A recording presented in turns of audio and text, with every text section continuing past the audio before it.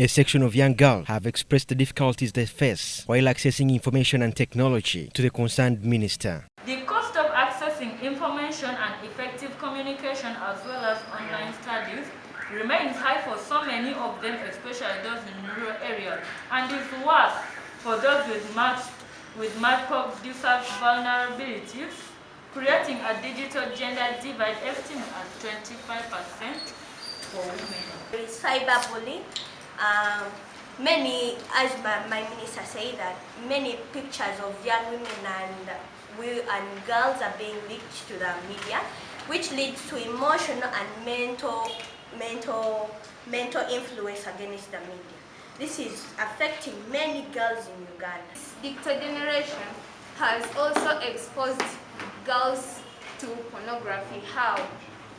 Remember, this COVID-19 pandemic has interrupted our education. Now we have to learn from the phones.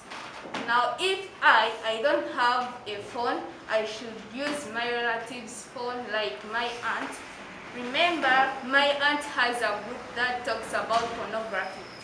Maybe I can be copying my notes from the phone. The video comes from nowhere, not knowing who sent it, showing me pornographic pictures that can expose me to pornography. These girls, led by Plan International, have requested the Minister of Information, Honorable Godfrey Kabeanga Baluk, to look into the issue of reducing and removing taxes on some of the gadgets used during e-learning.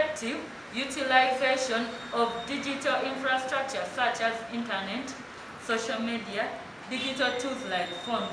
It's really expensive for my dad. My dad will say, 15K is much. Why don't you buy food? You leave lessons. You will learn another time. Yet he doesn't know that it is important for me. Whenever I miss lessons, there is something I'm missing. Lessons. Poor internet connectivity in several areas. The farther to reach, the worse it gets. Phones, the laptops, everything is expensive. Take a instance that the girls living in rural areas can't afford food. How do you expect them to afford the digital platforms for studies? However, in his response, the minister showed concern, stating that the learners face enormous challenges, which the government needs to work to make the learning process smooth. All that, we are working tirelessly to see how we regulate all those platforms.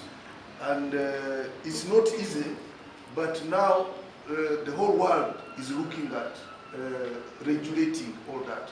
So we are going to put their mechanism to ensure some of these platforms which show very, very dangerous material may not reach the children. Minister Kabeanga has further cautioned the way parents raise their children, saying that many children are uncontrollable due to poor guidance. To porno than even the young ones.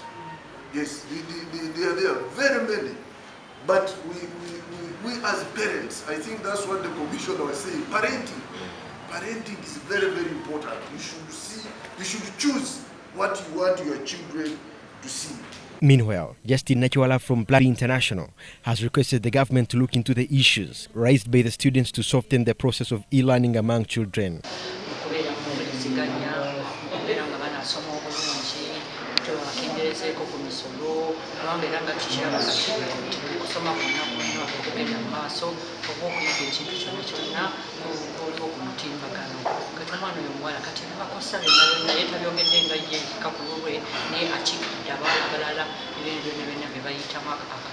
They have made their remarks in preparation for the Girl Child Day, slated for 11th this month. Godfrey Chinji, BTM News Today. Some of the girls are now pregnant. We have also noted that this 1 year without going to school, the girl has overgrown. Some of them will now even feel shy to go back to the classes where they were.